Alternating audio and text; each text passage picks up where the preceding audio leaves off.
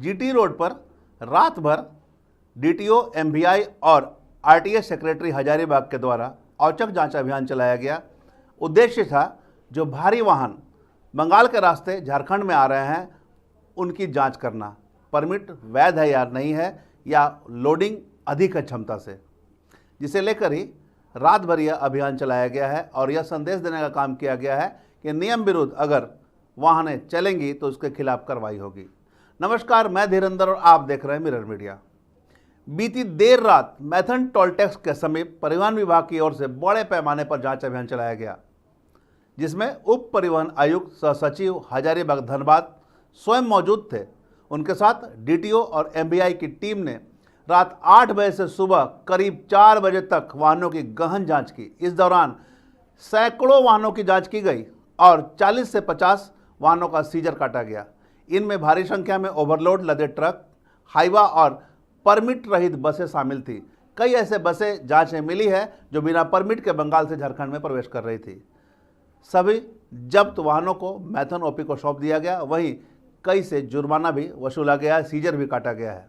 अचानक हुई इस कार्रवाई से बस मालिकों में अफरा तफरी मच गई। सूचना मिलते ही कई बसों को टोल टैक्स से 2-3 किलोमीटर पहले होटलों और सड़क किनारे साइड कर दिया गया। वहीं कोलकाता से आ रही बसें भी बंगाल सीमा पर जांच समाप्त होने तक खड़ी रही। जांच खत्म होने के बाद ही परिवहन सामान्य रूप से चालू हो सका। जांच के दौरान कई बसों में हिटिंग लगेज और ओवरलोडिंग के मामले भी सामने आए हैं, जिससे सड़कों की क्षति बढ़ रही थी। पूरे मामले पर जानकारी देते हुए डीटीओ दिवाकर सिंह द्विवेदी ने बताया कि कई वाहनों की सूची पहले से ही उन्हें प्राप्त थी, जो बिना परमिट की गाड़ियां चला रहे थे और नियमों का उल्लंघन कर रहे थे। इसी के आधार पर जांच अभियान चलाया गया है और इस प्रकार के सख्त कार्रवाई की गई है। उन्होंने कहा कि झारखंड सरकार के आदेशानुसार यह अभियान चलाए गए हैं ताकि सड़कें सुरक्षित रहें और अवैध परिवहन पर रोक लग सके। कुल मिलाकर जिस प्रकार से कार्रवाई हुई है उसमें कई मामले उजागर हुए हैं।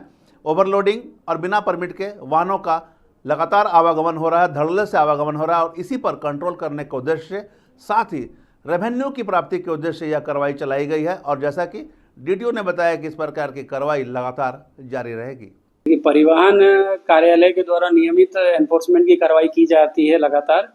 और कल जो हमारे आरटीए सर हैं, जिनका मुख्यालय हजारीबाग है, तो कल उनके नेतृत्व में हम लोग मैथन टोल प्लाजा के पास हम लोग जो भी वाहनें आ जा रही थी उनका हम लोग मोटर वाहन अधिनियम के अंतर्गत जांच किए हैं और जिसमें भी जो उल्लंघन पाया गया है उस सभी पर नियमानुसार कार्रवाई की गई है। कितनी सर गाड़ियाँ पकड़ा गई?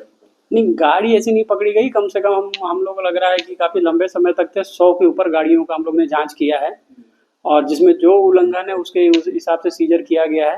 वो तो कितना दंड हुआ नहीं हुआ अभी तो कैलकुलेट करके नहीं बता सकते हैं, लेकिन मैं ये आश्वस्त करना चाहता हूं मैं कि नियमित परिवहन विभाग जांच करता है और आगे भी जांच करता रहेगा। और ये भी मैं अनुरोध करूंगा आपके चैनल के माध्यम से कि जो भी वाहन स्वामी रोड पे गाड़ी चला रहे हैं ये सुनिश्चित कर लें कि जो मोटर वाहन अधिनियम के अंतर्गत जितने भी नियम हैं उसका पालन करते ही गाड़ी चलाएं, अन्यथा जो नियमानुसार कार्रवाई है वो कार्रवाई की जाएगी। नागालैंड नंबर कुछ खास अभियान? नागालैंड नंबर हो या फिर कोई भी जो दूसरे राज्यों में जो रजिस्टर्ड है और अगर उनका परिचालन एक्सक्लूसिवली झारखंड में हो रहा है तो ऑब्वियसली ये गलत है और उसके लिए विभाग का और हम लोग परिवहन विभाग नियमित उन सभी गाड़ियों पर कार्रवाई कर रहा है और आगे भी करेगा। ओवरलोडिंग पर सर क्या कार्रवाई? ओवरलोडिंग जो मोटर अधिनियम का जो सेक्शन है जिसमें जो फाइन है उसके अंतर्गत फाइन हम लोग लेते हैं।